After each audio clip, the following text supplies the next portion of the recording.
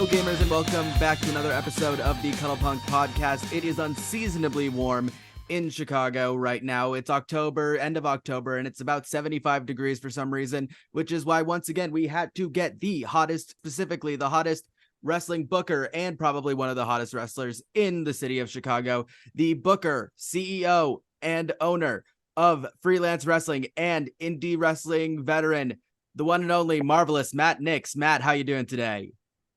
Oh, I'm doing great. Yeah, you mentioned that it's like unseasonably warm.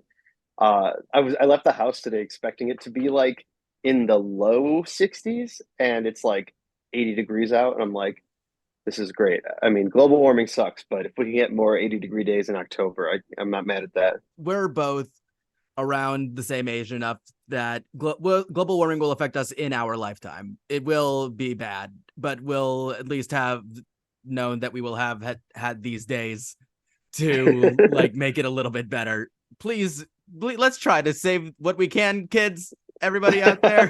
Just recycle, please. So to start off, I want to go back to the last freelance wrestling event that I attended, which was Take This to Your Grave. The main event was Storm Grayson versus Paul London. Paul London, legendary wrestler, gone in WWE. You've seen him all over the indies and everything. I thought that Shane Mercer versus Craig Mitchell was going to be the most insane match of the night with like the fans bring the weapons fight. Did you have any idea what Storm and Paul were going to be doing for that main event? No, that took us by surprise as well. Because if we did, we would have had the cameras ready to go, follow them out into the streets of Chicago. But thankfully, we had a lot of people out there with like phones and just recording clips and stuff that we were able to like kind of post to social media to be like, hey, this is what you missed. You know, if you were watching the live stream, or if you were there live and you just couldn't make it out the door. But it was wild. They fought out through the front doors. They came back in. London grabbed trash bags out of the garbage cans, like pulled the trash out, tied it up around his hands, and was swinging the trash bags around like a fucking madman. And I just like laughed. I was like, this is literal trash bag wrestling, and it's amazing. Jim Cornette would But have. yeah, I can't actually tell what Jim Cornette would have thought of that because I guess it is technically still traditional wrestling, but also it's the most non-traditional wrestling I've ever seen. he would have probably hated it, and I would have loved that. You would have loved that he hated it. Yes, if it's something Amazing. that if he hates it, then I love it. Hell yeah, dude. On a podcast a few years ago, you mentioned how Twitter was like the best thing to happen to wrestling promotion and just social media in general. Obviously, that was able to be proven for you still with all of the clips from that main event between Storm and Paul. In 2023, do you think that they are still the best way to promote wrestling events, especially with X or Twitter or whatever you want to call it at this point, still being an absolute shit show? Um, I think it's a very useful tool in promoting, as far as just kind of like it's everybody has it, everybody's on these apps, everybody's scrolling through this shit. So to utilize that to your advantage would be smart, obviously. But as I've gotten older and as you know, post pandemic and everything like that, I've realized that like still like boots on the ground, going around putting posters up on on poles, going into local shops in the area and kind of like talking to the business owners and just being like, hey, we're we're the wrestling guys that do stuff up the street, and everybody kind of knows who we are, whether or not it be us or like AAW or anybody like that's run in like Logan Square. They know like, oh, wrestling happens over there, and just I feel like it's more beneficial to make it more of a communal thing, in the neighborhood, especially to kind of help make that grow. Because a lot of these people that go to the shows are people that just walk there off the street that go to these local shops as well. So yeah, I mean, like, but social media definitely still is still very helpful as far as getting it out to like a mass audience, and like Twitter and Instagram and stuff. I love fucking around on Instagram now, just posting weird shit on our stories and stuff to help promote it because I feel like I do I do what I do. When I'm bored on social media, I sit there and I'm just boredly going through people's stories and stuff like that. And, you know, so I'm like, oh, if I do that, I'm sure most people when they're bored do the same kind of shit. I hope. Uh, Otherwise, whatever I'm doing is just wasting my time.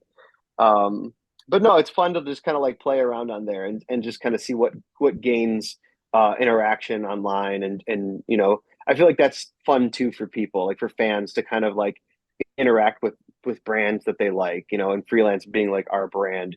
If people kind of interact with us on Twitter or Instagram and stuff like that, it makes it fun for the fans to kind of do that shit as well. You were talking about how you have shows at both Avondale Music Hall and Logan Square Auditorium.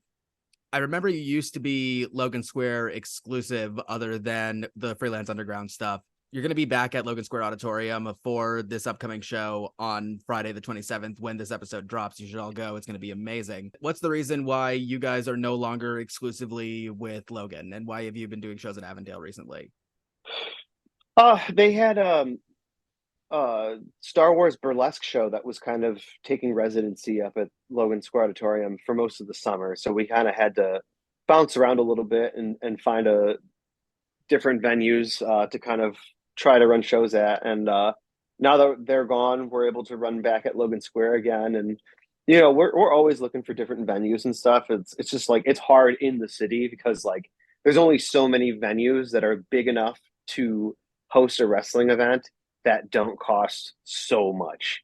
Because a lot of the venues in Chicago are just really expensive venues. So like Logan Square is kind of always going to be our home base for sure, but like we still have Avondale in our back pocket. We still do our shows at the Emporium in Logan Square as well. So I mean, like we're always looking to kind of expand and I guess look for different places to do shows. For some So, reason, I thought I had overheard, like, at the last show that I was at Take This to Your Grave, that there was something about like property damage or something. Because I remember the first show for Freelance that I ever went to, Purple Poppy's birthday bash. That was a relatively like blood-free show, oh and then yeah. you compare that to Take This to Your Grave, where the tag team matches, they're getting cut open. One of the guys in the tag team match smeared his blood on me. Again, the Shane versus Craig fight, just going absolutely insane with all of those different weapons and everything. I for some reason thought that, is Logan usually pretty okay with like blood kind of stuff, with like bleeding and wrestling? As far as I know, like I've never really gotten any flack one way or another. It just kind of, I guess we've just never really done blood that much at freelance, and it's just like when it does happen, it's just like, oh shit, like there's blood happening. But no, like, there's never really been nobody ever said anything specific. It's always been, it was his chairs. Saul would always just bitch about like, don't fuck with my chairs, don't break my chairs. Um, that, and then it was the floors, like because the floors were always getting scratched up and shit. But no, that was pretty much it. Why are so many Chicago venues like up several flights of stairs? I'm always, whenever I'm at like House of Blues or whatever, I always feel like the floor is going to completely collapse under me. Oh, you are not kidding. And it is kind of weird now that you think about that. Like the only other venues, like Avondale was nice because it was on the ground floor. Emporium's nice because it's like that. Irving Hall was on the floor. But yeah, like any other time we've run anywhere, it's like up a flight of stairs. Like Logan, thank God we don't have to bring the ring up there. We used to have to bring the ring up those stairs every single show, like all the way up from the street. Now we have a ring that's left upstairs, so it's a lot easier to do the setup and tear down. And before when we first started running there, we didn't have like a wrestling school or any like students or anything to help like do the setup and shit. So it was always like me and then like the ring crew there at like 3 o'clock on a Friday, like lugging the ring up the stairs. Uh, Man, it was rough. Is the ring crew mostly the underground kids? Yeah, yeah, it's a lot of the freelance academy students, and sometimes there's like people that like are coming in to try to like get on the shows and stuff. They'll come and help out and like help set up, and usually get on the pre-shows and stuff like that. 2019 was a very big year for you, both with that. I mentioned that podcast that I heard you on earlier. You faced off against Mr. Cody Rhodes on the 9th ever episode of AEW Dynamite. It seems like Freelance and AEW always have like something of a mutually beneficial relationship. I remember I was at the CM Punk versus MJF technically 1 and 2, I guess, Dynamite in February of last year. You saw the big Freelance like sign in the front row. I think Frank was there at some point. Obviously, Chicago is such an AEW town. How has AEW's rise impacted Freelance? It's definitely helped in the sense that like a lot of wrestlers that have come through Freelance have also gone through to wrestle on, wrestle for AEW. And by them getting exposed to a bigger audience, by proxy, they love to help, promote and share, the places that they came from. So by them sharing, stuff from us, or if we'd ever bring in somebody from AEW on our shows, or whenever our wrestlers get, booked on like Ring of Honor now, or used to be AEW Dark and stuff, like that was like super cool, like especially Dark when it was on like YouTube and stuff. It was super cool, like for like just showcasing like indie guys that and gals that would get a shot like just on a massive platform, whether it be just like a quick squash match or like doing an actual like good showcase and stuff. But that's like good footage to be like, hey, I wrestled on AEW, and like here's like a good example of like what I can do. And that's like super valuable to like not just Freelance and stuff and our guys, but any of the indie guys that come up and get a chance to go through there. So like AEW definitely helped. I feel like not like helped like elevate the indies a little bit, but like they definitely added a little fertilizer to help it grow, if that makes any sense. We kind of ramble a little bit. You're all good. What is this show if not? We're on a podcast, my guy. Rambling is the entire point of this. That's oh yeah, that's all. When I used to do my podcast, it's mostly just me rambling. God, that's why I had to stop because I just ramble on forever. Speaking of podcasts, I really recently listened to Robert Ego Anthony's podcast about leaving Freelance.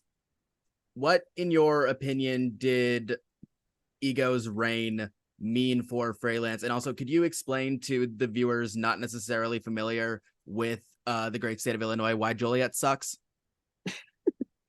For those who don't know, every time Ego comes out, whether I've seen him at Freelance or when he showed up at GCW one time, the entire crowd starts chanting Joliet sucks, Joliet sucks, Joliet sucks.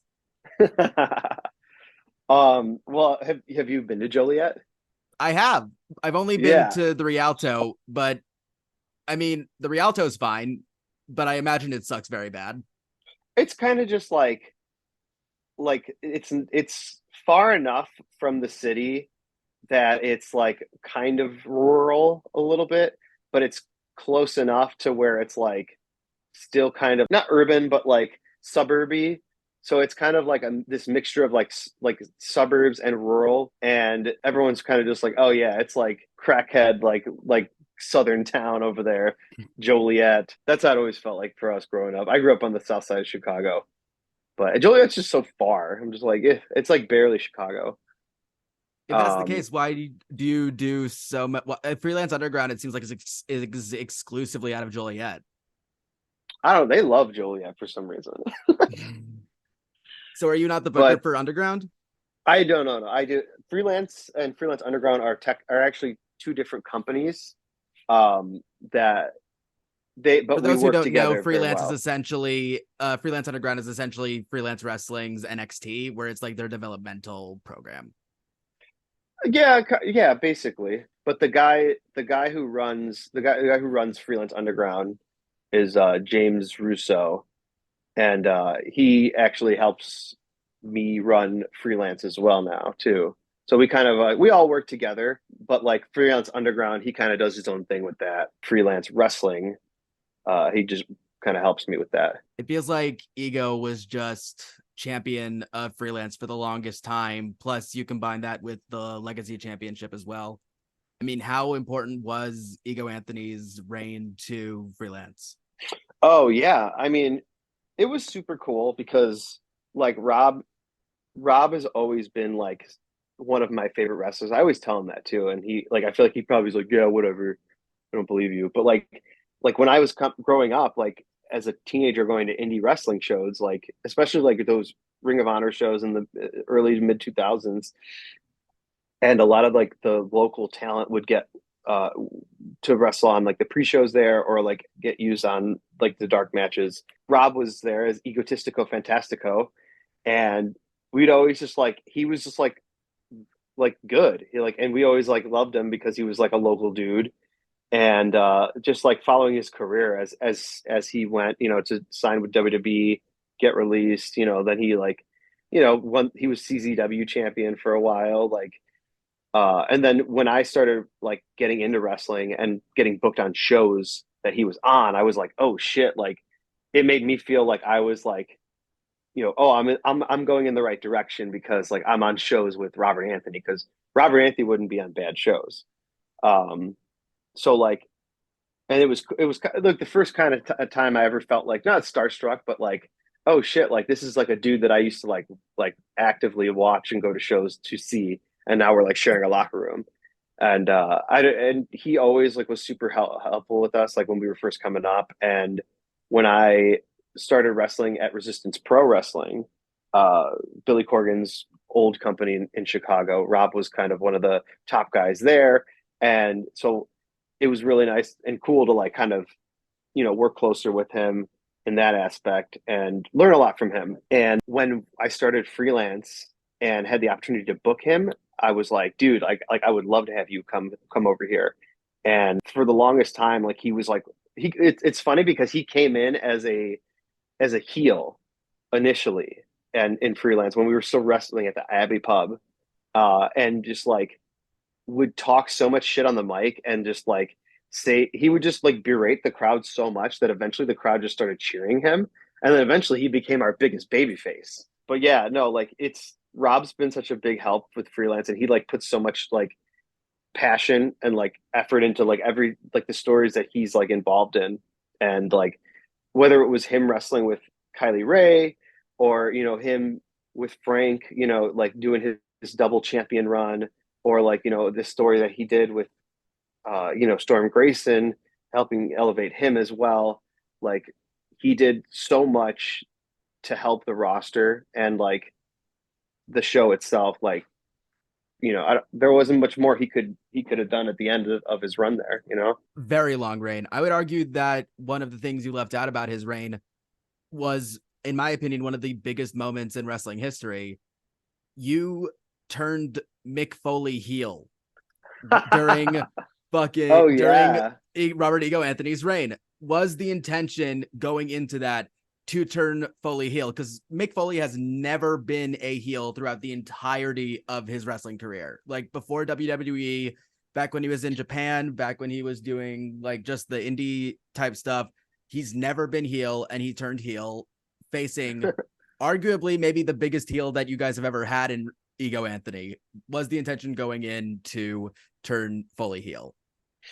The idea was pitched, and then we were like, well, if he's down for it, like nobody would see it coming. It definitely shocked people. It was pretty cool. It was really cool just to have him there. Like he's such a nice guy, and I felt so bad though because if you were you at that show? I wasn't at that show. No, the show that I was at was Effie versus Ego. Oh, okay. That show specifically that what Foley was at was so hot, and it gets really, really hot in that building. For anybody that's never been inside Logan Square Auditorium, especially in the warmer months, it gets really, really warm in there. And like I felt really bad for Foley because he was just like it was too hot upstairs, and so we had him like sitting downstairs, like behind in gorilla position the whole night, just feeding him waters and stuff because it was hot. And I'm like, I'm sorry, dude. Like the AC is technically on, but like you wouldn't be able to tell. How many times did you make Mick Foley walk up those Logan Square Auditorium stairs? That's why he ended up sitting downstairs because I'm like, dude, can't make you keep going up and down. Like he went up to get inside the building and he went down to get out. And that was pretty much it. Okay, thank God.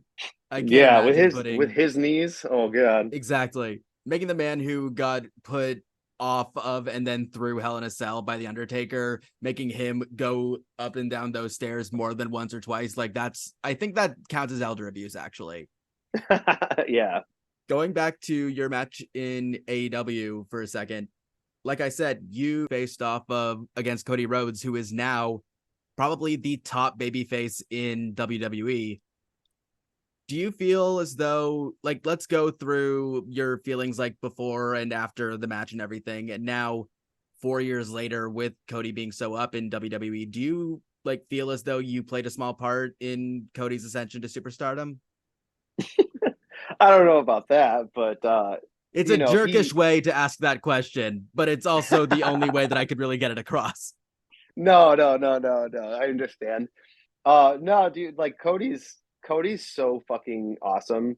Um, and I felt like where he is now, I feel like is what he was destined to become.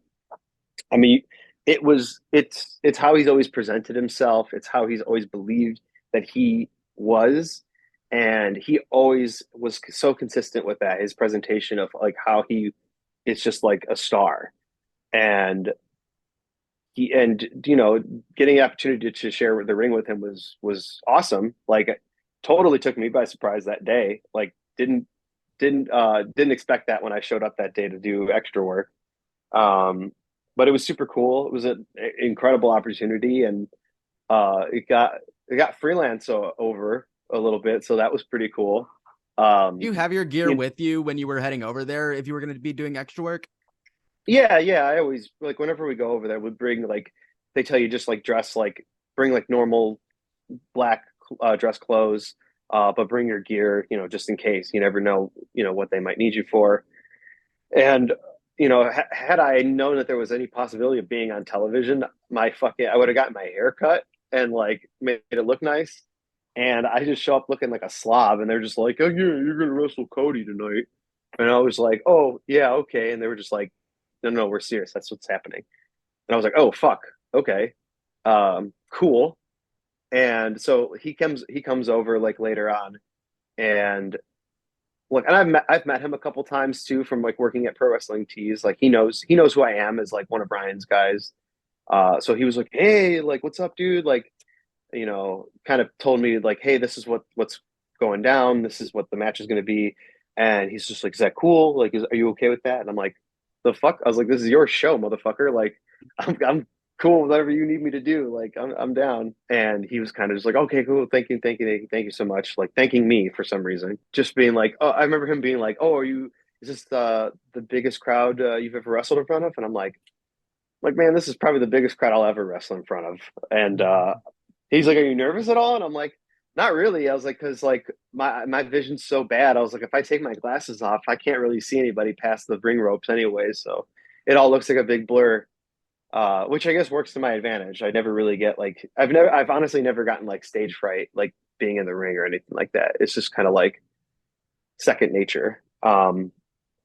But yeah, like we go out there during or I go out there during the commercial break and stuff, and my whole all my coworkers and stuff were sitting ringside, and none of them knew that I was wrestling. I didn't tell them, and so I come out like down on the side there, and they're like, "What the fuck?" Like the only time I ever felt like butterflies was when he started making his entrance, and there's like fire pyro coming out, and it was like, and I could feel the heat from the pyro all the way by the ringside from the entranceway, and like feeling that heat, I was like, "Oh shit!" Like that's when it like really sunk in. I was like, "Oh, this is like really happening."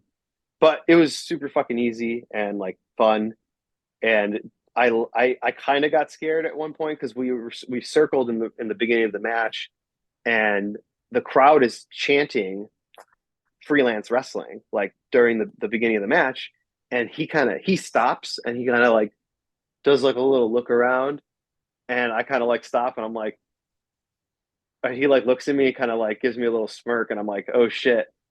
And then we do the whole match or whatever. And then like afterwards, he was just like, "Man, freelance pretty over in Chicago, huh?" And I was like, "Yeah, I guess so." And so I was like, "That's pretty cool." Like, you know, really cool that like that alone, like doing the match itself is like whatever, like that's cool.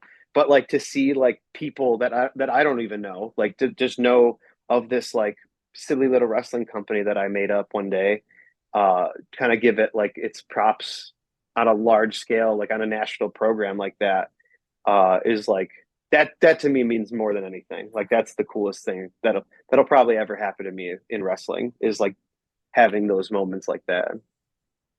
It's the coolest thing ever to see you in the ring with the person who is now the top babyface in the biggest wrestling company in the world. Speaking of freelance and WWE, I think it was last month we unfortunately saw the WWE release of former freelance wrestling champion Mustafa Ali. What was your reaction when you saw that Mustafa had been released from WWE? And do you have a favorite moment from him both in freelance and in WWE? My reaction when I saw the news, I was kind of like, fuck. Like, because especially like I know how hard he works to like make something out of nothing. Like a lot of guys that are on the payroll there, they're very content with just getting paid to sit and do nothing. But he wants to work. He wants to do this. He wants to do that. So he's constantly like pitching ideas, filming his own vignettes, doing this, doing that, and being like, here, like, and honestly, never really getting any kind of like, respect for it. And they had just moved him to NXT, and they were actually like using him in matches where I'm like, cool, like they're gonna like he's gonna get a chance to like wrestle and like be put in these really good programs with guys and like help build up the next generation because I know that means a lot to him as well. Um, and then just kind of seeing that like, oh, like Mustafa Ali's released, and it's just like fuck. It was kind of like a kick in the balls, but knowing him and knowing how hard he works and how much he loves wrestling, um, I'm very excited to kind of see what he's going to do next in wrestling because he's not going to be done. It really feels like the big moment that he was supposed to have got it just sucks that it was an injury that got him taken out of Elimination Chamber in 2019. Like it feels like that was going to be the big moment for him. And obviously it was great for Kofi Kingston, but to Yeah, have Mustafa Ali be the one to take the championship off of Danielson at WrestleMania, that would have been huge. that I was just going to say that was probably going to be my favorite moment. Not the injury, but him being in that spot, like being so like presented in such a way on their programming as like an actual threat to the championship. For somebody that like not only is this, like oh because it's my friend or like somebody that is from Chicago, but like just this like you know a person of color, a smaller guy, a guy that, didn't really get a lot of opportunities, like, getting that those chances at a championship match is like, you know, really important, I think, for a lot of people. And for me, it's especially, I love to see it. And it's my favorite moment of him in freelance, honestly. This is kind of a cop out moment because I feel like it's everybody's favorite moment in freelance, and I'll set the stage for you. This is the freelance second or third year anniversary show. It's at the Bottom Lounge in Chicago. For anybody who's been to the Bottom Lounge, one of my favorite music venues. But it was the opening match of the show was a scramble match where the winner of the scramble would face Isaiah Velasquez in the main event for the Freelance World Championship. Now the scramble, I believe it was Mustafa Ali, Alex Olson, Nick Brubaker, Shug D, Craig Mitchell, and GPA. So it's like a pretty wild scramble match to begin with. But Mustafa Ali wins the match. Crazy scramble. Goes on into the main event to wrestle Isaiah Velasquez for the world championship. And and this is shit that you can't plan for. You can't write this. It's just what happens. It happens. Um, so they have this incredible match to main event this show. Probably one of my favorite matches I've ever seen live. Definitely one of the best in freelance history. But Ali beats Isaiah for the freelance championship on a backslide pin out of nowhere at what was it? It was like 12, whatever the time was when he lost the championship. Isaiah's reign as champion was 364 days and 59 minutes. So it was like he got pinned a minute before midnight, and had midnight struck, it would have been a full 365 days as champion. And Ali pinned him a minute before midnight to win the championship. And it was just like when the realization of everything that kind of happened all at once, we were just like, holy shit. It's just like it gives you goosebumps for like just storytelling, you know? That's stuff that you hear about in movies. That's something that you can't even like. It's something that you could write about, but it would be like so difficult to try to make that happen. The fact that it just happened like that organically, that's easily one of the greatest moments in probably wrestling history. I can't. Yeah. That's just a picture perfect moment that you couldn't possibly recreate anything like that. Yeah. No, it's awesome. Like, and it's the stuff like that that like makes me like, because like wrestling's awesome. I love wrestling. I love freelance. I love what we do. But sometimes it fucking takes a toll. It takes a toll on your mental health. It takes a toll on your physical well being. But like, it's those moments like that that really make it so worth it, because you're just like, fuck, like that was so good. Like, oh, love it. In June of 2021, you stepped away from freelance and wrestling as a whole. You cited specifically a lack of passion. You would end up returning to the ring at Freelance's Too Weird to Live, Too Rare to Die event. Also, love the emo names that keep coming up in Freelance. Like, that's my absolute shit right there. What was it that gave you your passion back to step into the ring again? It really kind of was just like, I ultimately just really got burnt out on wrestling as a whole. For the longest time, like, you know, at this point, I've been wrestling for 13 years. Freelance will have been around for this coming June will be our 10-year anniversary. And I've been working at Pro Wrestling Tees for 10 years as well. So like in every aspect of my life, wrestling has been so like just it's all wrestling all the time. And it just kind of like it really took its toll. And I just like I don't want to say I didn't care about it anymore, but it was just like I different things in my life kind of took priority. And To be I was like, completely you know what? fair, this is around when I had started watching wrestling for the first time. I didn't start watching wrestling until December of 2020 when I was 22. In June of 2021, like, WWE is still in the Thunderdome, AEW is still in Daly's Place. Like, there's not a ton of like really super interesting stuff going on at that point in wrestling, even on like the biggest shows. Yeah. And it just was like and coupled with like the dealing with the effects of the pandemic, uh it took a toll on like not even just myself, but like a lot of people's mental health. You know, I think I needed just time to kind of step back and kind of figure out what I needed in my life first. And it took me a little bit of time, but actually getting away from wrestling for such a long time, I fell back in love with baseball. You know, I was going to a lot of baseball games, and then just slowly started like watching wrestling on TV again. And because at that point I was like very much like I think I might just be like out of wrestling for good. Like, and I was okay with it. Like I was totally content.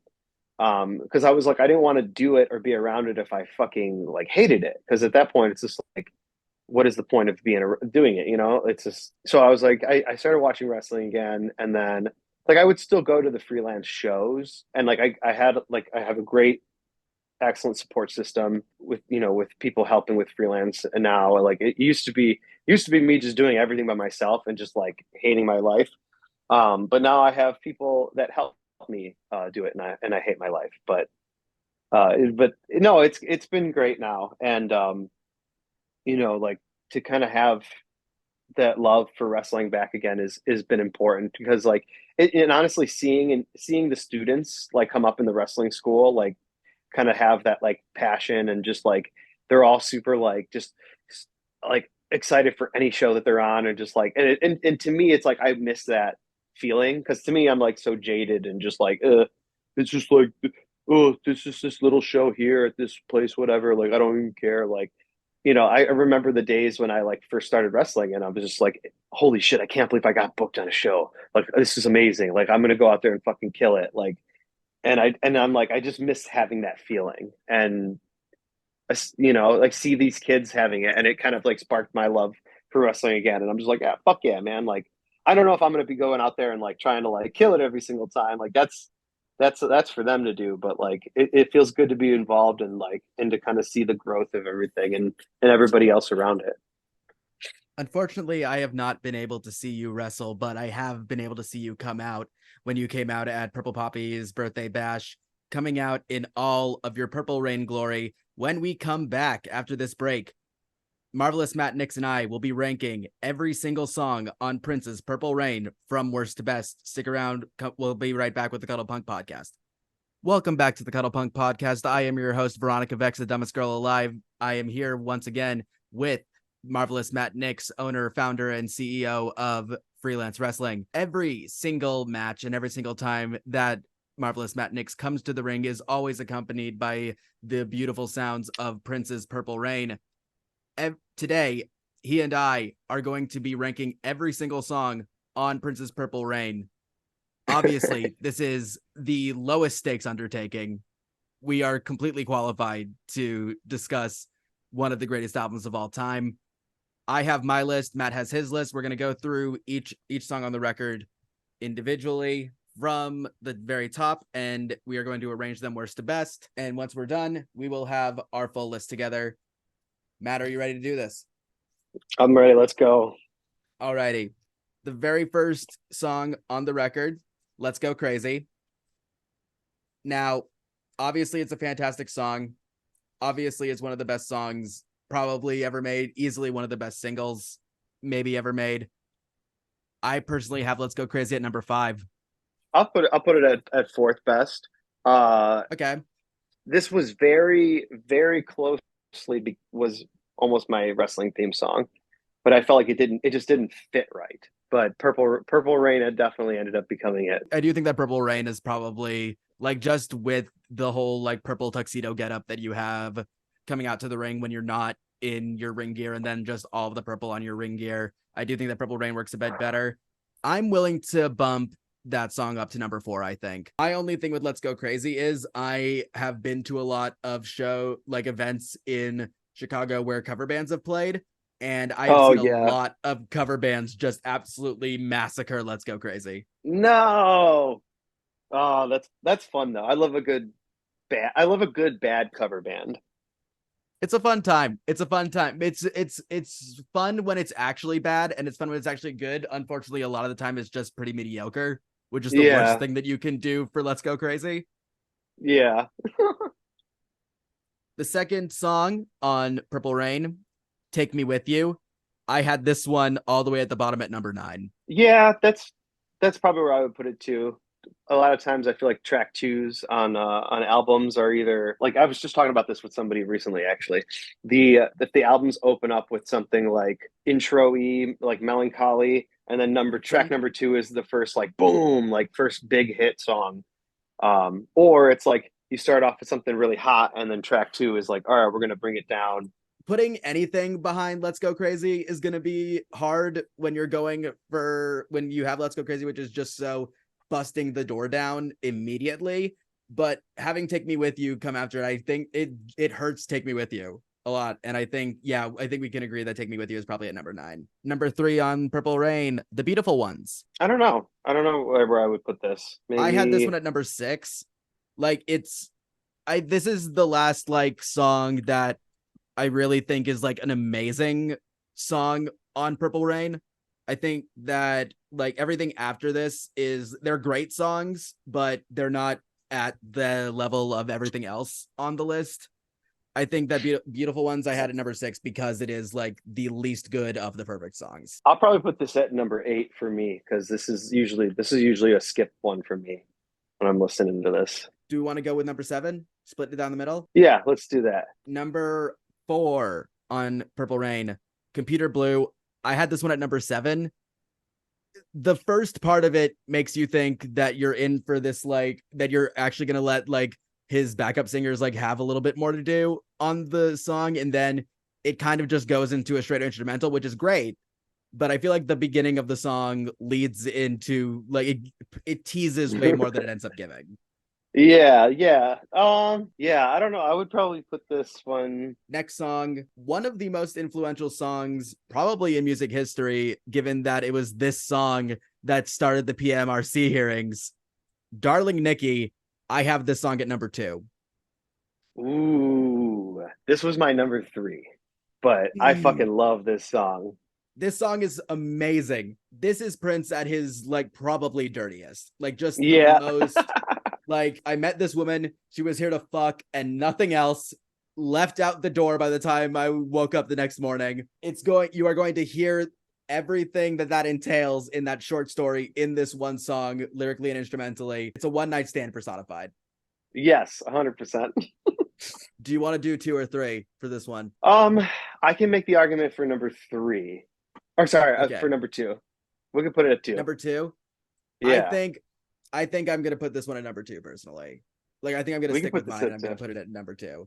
We'll put it at 2. I don't even know what to say about When Doves Cry. Like, it's amazing. I have it at number 3 just because there's one more song that I think is number 1, but it's When Doves Cry. When Doves Cry, I have at my number 1. Gotcha. Personally. In that case, what we're gonna do is the next song is my number 1, which is I Would Die For You. So interesting. It's as simple as glitchy, fun, bouncy, punchy song make brain go good. Like, that's as simple as it is. Like, that beat is just undeniable. But sometimes that's like perfect. That's what you need. Exactly. I totally understand why When Doves Cry would be your number 1. I totally understand why I Would Die For You would be your number 1. It sucks that we put Darling Nikki at number 2 because we then have to decide which one is going at number 3 and which one is going at number 1. I think I might give it to you. And I probably will put When Doves Cry at number 1 just because of the iconicness of it all. Whereas I feel like mine is kind of a hipster pick for this album in terms of singles. I think that's fair too. Whatever. Yeah, let's do that then. When Doves Cry is number 1. I Would Die For You is number 3. Number 8 on the album, Baby I'm a Star. We have 5 and 6 available. So I think 5? We kind of know what we have to do. Oh, this is, yeah. Are we going to say that Baby I'm a Star is a better song than Purple Rain? No, it's definitely not. Yeah, I guess this is 6 and then Purple Rain would be 5. Yeah. So what's our order then? Because that sounds, I like if it's going to piss people off. That's going to be fun. Absolutely. So our list is, and we can like switch off anything because we're at the end of it now. We have, going from worst to best, we have Take Me With You, Computer Blue, Beautiful Ones, Baby I'm a Star, Purple Rain, Let's Go Crazy, I Would Die For You, Darling Nikki, and When Doves Cry at number 1. Yes. That's a pretty solid that you want to change? That's a pretty solid ranking. I think I'm good with that. Last question for you. This Friday, as we are recording this, the day that this episode drops, Freelance's next event will be happening, Dead by Dawn. What is the match that you're most looking forward to on that card? Oh man, that's a tough question. Obviously the main event, Storm Grayson defending the championship against Effie, is going to be incredible. Effie is the only indie wrestler that I've shown my mom that she really likes. Really? Effie transcends all wrestling fandom, all fandoms in general. If you're a fan of any kind of thing, you are automatically a fan of Effie. That's just, I don't make the rules. That's just how it is. You're absolutely right. But I'm excited for that. I'm excited for Jordan Oliver and Coda Hernandez. That's probably going to be the fucking show stealer for sure. Shaza and Zia Brookside's going to be awesome. We had Zia Brookside in before she was signed with WWE. She came in and wrestled Kylie Ray on a show a couple of years ago. So it's going to be awesome to have her back. Gosh, and the tag team championships. Laney and GPA are defending against Heather Monroe and David Ali. That's going to be a fucking awesome match as well. And yeah, I'm honestly I'm really excited for we're doing a costume contest that I'll be hosting with Jason Midas. So come to the show, come dressed up, and the winning person will win 2 ringside tickets to our December event coming up at the end of the year. Tickets, at least at the time of recording this, are still on sale for Freelance Dead by Dawn. I believe they are all standing room only at this point. It's GA, but there have been front row tickets sold already, and there have been second row tickets sold already. So it's going to be all standing room only. It's going to be a great time. I'm going to be there. Come out tonight if you like wrestling, if you like Halloween. Marvelous Matt Knicks, thank you so much for being on this episode of the Cuddlepunk Podcast. Where can people find you? Hey, thanks so much for having me. Yeah, and also tickets are available at the door tonight too. So if you guys want to come through, please come through. It'll be awesome. But if you want to find me on the internet, I'm pretty much at the Matt Knicks, TheMattKnicks. That's pretty much me everywhere. You can follow Freelance at Freelance Res, WRES, on Twitter, and Freelance Wrestling on Instagram. And pretty much anything else, freelancewrestling.com. Yeah, that's pretty much all I got, I guess. You can find me at Veronica_Vexed on Blue Sky, Twitter, and Instagram and TikTok. The designer of the Cuddlepunk Podcast logo is Young. You can find her Instagram located in the description of this video. Our theme song is Lose a Turn by Modify. You can find Modify's information and all of her music linked in the description below as well. If you want to help support the show, you can pledge to the Cuddlepunk Podcast Patreon. There is a link to that in the description of both the video and the podcast. Matt Knicks, thank you so much for being on this episode. It's been awesome. Thank you so much for having me. I look forward to doing this again sometime. Hell yeah.